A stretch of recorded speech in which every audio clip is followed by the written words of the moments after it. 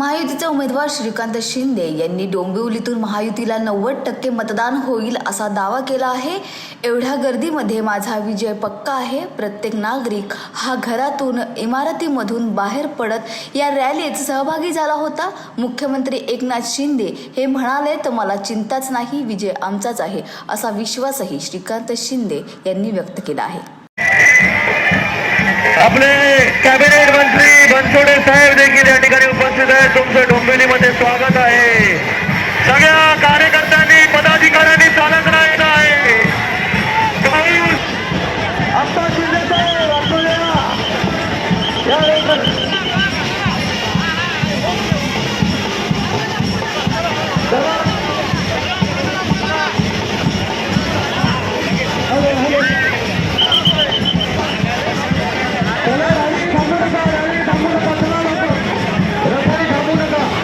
आलेले आहेत। तर आता कितीही पाऊस असला तरी कोणी हलणार नाही, भिजलो तरी रॅलीमध्ये चालत राहायचंय, बरोबर? हे आवाज वाढवणार। रेकॉर्ड ब्रेक मतांनी ही जागा निवडून येईल। मला तर आज असंच वाटतंय, रॅलीचं बघून स्वरूप आणि त्याचबरोबर लोकांचा पाहून विश्वास की डोंबिवलीमध्ये याच्या अगोदर 80% मतदान जे आहे महायुतीला झालं होतं। आता मला वाटतं 90%पेक्षा जास्त जे आहे कल्याणमध्ये डोंबिवलीमध्ये जे आहे हे महायुतीच्या उमेदवाराला होईल। महायुतीचे उमेदवार राहुल शेवाळे यांनी नरेंद्र मोदी यांच्या होणाऱ्या सभेवर बोलताना म्हणाले, उद्या छत्रपती शिवाजी पार्क येथे एक ऐतिहासिक सभा होणार आहे। पंतप्रधान नरेंद्र मोदी या सभेला संबोधित करणार आहे।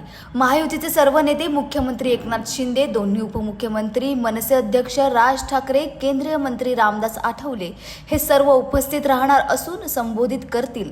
शिवाजी पार्क आणि शिवसेनेचं एक वेगळं नातं आहे। उद्याच्या सभेबद्दल संपूर्ण जनतेमध्ये उत्साह आहे असंही ते यावेळी म्हणाले। मतदारसंघामध्ये पंतप्रधान नरेंद्र मोदी यांची सभा होते। महायुतीची ही मोठी सभा असणार आहे। मुख्यमंत्री, उपमुख्यमंत्री सर्वच नेते उपस्थित असणार आहे। या सभेमुळे या संपूर्ण निवडणुकीचा एकूण नूर जो आहे तो पलटणार आहे का? उद्या छत्रपती शिवाजी पार्क या ठिकाणी एक ऐतिहासिक सभा होणार आहे।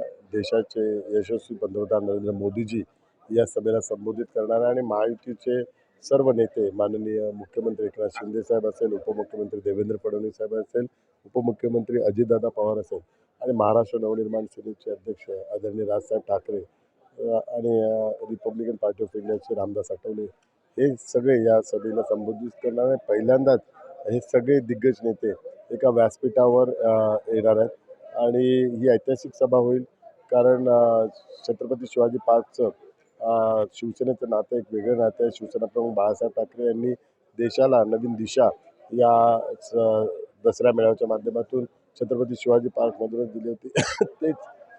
तोच परंपरा माननीय देशाचे पंतप्रधान नरेंद्र मोदीजी उद्या त्यांच्या भाषणाच्या माध्यमातून राखतील हा संपूर्ण विश्वास आहे आणि संपूर्ण जनतेला एक उत्सुकता आहे त्या उद्याच्या सभेबद्दल, कारण महाराष्ट्रातील 5 टप्प्यात जे निवडणूक झालेले आहे त्याची निवडणुकीची सांगता या सभेच्या माध्यमातून होणार आहे। त्यामुळे जो निवडणुकीत जो राजकीय गदारोळ निर्माण झाला होता त्या गदारोळाला एक प्रत्युत्तर आणि महाराष्ट्राच्या विकासाच्या दृष्टिकोनातून, मुंबईच्या विकासाच्या दृष्टिकोनातून आणि संपूर्ण राष्ट्राच्या दृष्टिकोनातून माननीय पंतप्रधान नरेंद्र मोदीजी सर्वांना संबोधतील। 2014 आणि 2019ला देखील पंतप्रधानांनी मुंबईत सभा घेतली होती। त्यांचा करिश्मा नंतर मतांमध्ये परावर्तित होऊन मोठा विजय मिळवला। आता 2024ला देखील त्याचीच पुनरावृत्ती होणार निश्चित स्वरूपात, कारण आम्ही सर्वजण माननीय पंतप्रधान नरेंद्र मोदीजींच्या नेतृत्वाखाली ही निवडणूक लढवतो आणि त्यांच्या नेतृत्वाखाली देश सुरक्षित आहे। त्यांच्या नेतृत्वाचा करिश्मा आहे, कारण आम्ही या गोष्टीचा आवर्जून उल्लेख करतो की 2014 को हम मोदी जी के नाम से, 2019 को मोदी जी के काम से जीते आणि यावेळी पुन्हा एकदा प्रभू श्री रामाच्या आशीर्वादाने आम्हाला मोदीजींच्या नेतृत्वाखाली यश प्राप्त होईल। त्यांचा कामाचा करिश्मा आहे, त्यांच्या भाषणाचा करिश्मा आहे आणि त्यांच्या नेतृत्वाचा करिश्मा आहे, तो उद्याच्या या जाहीर सभेच्या माध्यमातून दिसेल आणि 4 जूनला त्याचा तो रिझल्ट तुम्हाला दिसेल। वाणी येथे चौकीदाराचा खून करणाऱ्या मारेकऱ्याला पोलिसांनी बेड्या ठोकल्या आहेत। घटनेनंतर पोलिसांनी कुठलाही पुरावा सोडला नव्हता, त्यामुळे पोलिसांना आरोपीबाबत कोणताही क्लू मिळत नव्हता। घटनेच्या तब्बल 18 दिवसांनंतर पोलिसांना यश मिळाले असून अजीम शाह रमजान शाह असं अटकेतील आरोपीचं नाव आहे. आरोपी अजीम शाह रमजान शाह याचा भंगार व जुने टायर खरेदी विक्रीचा धंदा असून त्याच्यावर कारंजा व नागपूर येथे अनेक गुन्हे दाखल आहेत. आरोपी गोदामाबाहेर लोखंडी सळई चोरत असताना चौकीदार जीवन विठ्ठल झाडे याला जाग आली व त्याने चोरट्याचा विरोध केला. यामुळे आरोपीने चौकीदाराच्या डोक्यावर व पोटावर लोखंडी रॉडनं प्रहार करून जीवानिशी ठार केले होते, अशी माहिती पोलीस अधीक्षक डॉक्टर पवन बनसोडे यांनी झालेल्या पत्रकार परिषदेत माहिती दिली आहे. 28 तारखेला वणीमध्ये जो 302चा प्रकरण घडला होता आणि जो आपल्याकडे सगळ्यांना देऊन 29/4/2024 रोजी आपल्याकडे जी फिर्याद दाखल झाली होती, फिर्यादी सुरेश मोतीलालजी खिवनसरा हे एक बिल्डिंग मटेरियल सप्लायर आहेत आणि त्यांचं जे स्टोरेज फॅसिलिटी आहे, जे गोडाऊन आहे योगेश ट्रेडर्स या नावाने, तर इथं अज्ञात आरोपीने चोरी करण्याच्या उद्देशाने जी लोखंडी सळईचे 4 बंडल वजन अंदाजे 240 किलो किंमत 14,000 रुपये हा तिथून चोरून नेला होता. आणि त्याचबरोबर तिथं त्यांचा जो गार्ड आहे मयत जीवन विठ्ठल झाडे वय 60 वर्ष राहणार आष्टोना तालुका राडेगाव याच डोक्यावर व उजव्या खांद्यावर कुठल्या तरी हत्याराने जबर मारहाण करून याला ठार करण्यात आलं होतं. अशावरनं आपल्याकडे 432/24 भादवी 302 आणि 394 याच्यामध्ये आपण गुन्हा दाखल केला होता. आणि वणी पोलीस स्टेशन आणि उपविभागीय पोलीस अधिकारी वणी हे हा गुन्हा घडल्यापासून कंटिन्युअस या गुन्ह्याच्या तपासामागे लागून होते आणि हाचा गुन्हा उघडकीस आलेला आहे. याच्यामध्ये विविध प्रकारचे इथं तपास पथक तयार करण्यात आले होते. याच्यामध्ये जातींनी खुद्द ॲडिशनल SP आणि आम्हीसुद्धा इथं लक्ष देत होतो.